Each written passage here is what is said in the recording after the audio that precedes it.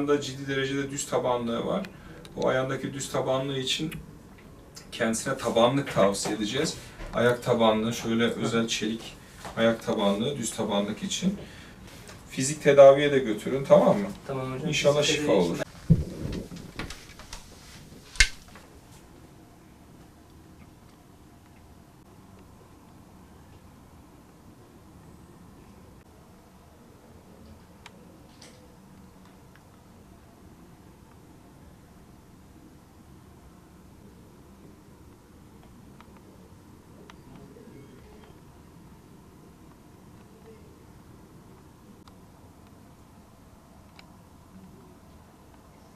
Kas iskelet sistemi tümörleri çocuklarda ve erişkinlerde nadir görülür ama literatürde de yani yayınlarımızda da belirtildiği gibi mortalite ve morbidite dediğimiz yani hastanın hayatını riske atma, ölüm oranı, kanserin yayılma riski yüksek olan tümörler olduğu için erken tanı hayat kurtarıyor. Hangi belirtilerle karşımıza gelir? Genellikle hastalarımız kolunda, bacağında bir şişlik ya da dayanılmaz bir ağrı, bazen de patoloji kırık dediğimiz başka organların hastalıklarının, kanserinin kemiğe yayılmasıyla, kırıkla beraber bize başvurabilmekte. Biz hastalarımızı değerlendiriyoruz. Bu primer bir kemik tümörü mü, bir kas tümörü mü ya da başka bir organ, erkeklerde özellikle prostat, akciğer, kadınlarda meme ya da rahim kanseri gibi kanserlerden yayılan bir tümör mü? Hastamızın ileri tetkik ve tedavilerini yapıp tanıya yönelik bir argüman geliştirmeye çalışıyoruz. Bu tümörler genellikle ağrı ve en sık şişlikle bize başvurur. Genellikle iyi huylu tümörler hastada uzun süreli mevcuttur. Hasta gelir, hocam der, kolumda bacağımda bir şişlik var, bir yağ bezesidir ya da bir kistir bu. Hocam bende 1 yıldır 2 yıldır var. Beni rahatsız etmiyor, ağrısı yok ama biraz büyüdü. İşte pantolonumu giyerken, çorabımı giyerken, eldivenimi takarken beni rahatsız etmeye başladı der. Bunlar genellikle iyi huylu tümörlerdir. Çünkü hem eskiden beri var olduğu için hem hızlı büyümediği için biz bunları genellikle iyi huylu diye tanımlarız. Tabii %100 iyi huylu olup olmadığını radyolojik tetkikler ve biyopsiyle yine teşhisi koyabiliyoruz. Ama genellikle korkmamız gereken tümörler çok hızlı büyüyen, ağrılı olan, daha önce ameliyatla çıkarılmış, yine aynı yerden tekrarlayan, birden fazla odakta, ister kemik olsun, ister ekstremite dediğimiz kol bacak olsun, birden fazla noktada olan belirti veren bir problem varsa, bir şişlik, bir ağrı, bir kırık söz konusu ise genellikle bunların kemik kanseri ya da malin tümör dediğimiz iskelet sistemi tümörü kanseri olma ihtimali yüksek. O yüzden bu tür hastaları bekletmememiz gerekiyor. En kısa sürede ilgili bölüm ve hekime başvurmamızda fayda var. Kemik tümörlerinin tedavi yaklaşımları çağımızda oldukça değişti. Eskiden genellikle kolda, bacakta bir kanser söz konusu ise amputasyon dediğimiz o bölgeyi kesip atmak, kanserli bölgeyi hemen uzaklaştırmak söz konusuydu. Tabii bu kişinin ne yazık ki koluna, bacağına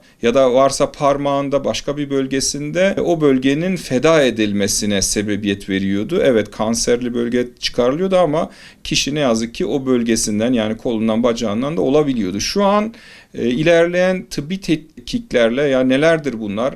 Öncesinde ışın verilmesi, medikal onkolojinin verdiği akıllı ilaçlar, çeşitli girişimsel yöntemlerle bu kanserler önce kontrol altına alınmakta, daha sonra tarafımızca çıkarılmakta. Dolayısıyla biz kişinin en az zararla bu ameliyattan çıkmasını ya da zarar almadan kişinin kolunu bacağını kurtararak ameliyat tetkikleriyle ameliyatının yapılmasını planlamaktayız. Şu aşamada genellikle koruyucu ekstremite ameliyatları dediğimiz ameliyatlarla hastanın ekstremitelerini koruyarak başarılı ameliyatlar gerçekleştirebilmekteyiz. Genellikle çocuklarda iyi huylu tümör oranı yüksek. Osteosarkom, Ewing sarkom dediğimiz kötü huylu 1-2 tümörümüz dışında çocuklarda bir kistler, osteokondrom dediğimiz kemik çıkıntıları, supur dediğimiz kemik fazlalıkları tarzı, yağ bezesi, lipom gibi ya da ganglion kisti dediğimiz el bileğinde, ayak bileğinde görülen basit kistler dışında çok ciddi kötü huylu tümörler görmüyoruz. Ama ileri yaşlarda ne yazık ki tümörün rengi de değişmekte, kanser ihtimali olan tümörler daha sık karşımıza gelebilmekte. Bir osteosarkom, bir kondrosarkom, bir multiple myelom dediğimiz böyle kemiği de etkileyen ileri tümörler karşımıza gelmekte. Ya da kişi yaşlandığı için başka organdaki kanserinin kemiğe sıçrama ihtimali daha yüksek olmakta. Dolayısıyla ileri yaş tümörleri malin olma ihtimali yüksek olan tümörlerdir.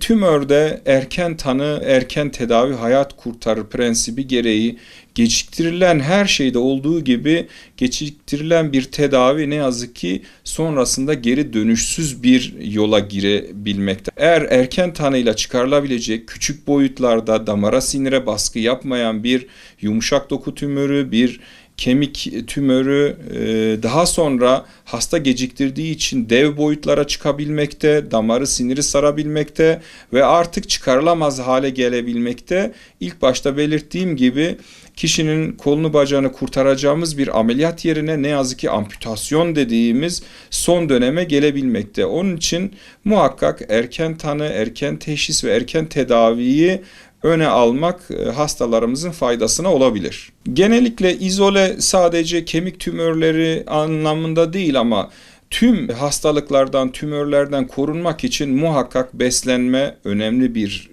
durum.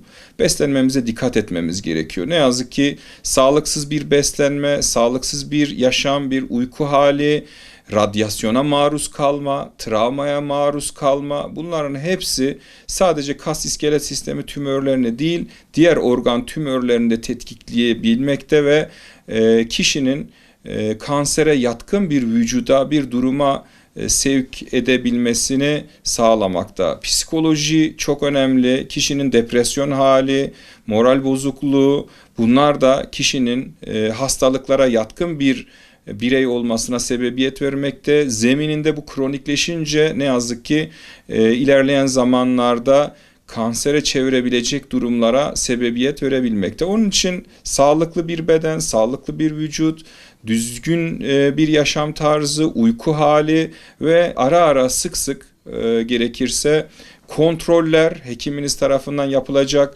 kanser taramaları çok önem arz etmekte. Bunları yapar isek eğer sadece kas iskelet sistemi tümörlerinden değil, diğer organ tümörlerinin de erken teşhisi ya da bu tümörlerden uzak olmaya sebebiyet verecek bir yaşam tarzı herkese tavsiye edilir.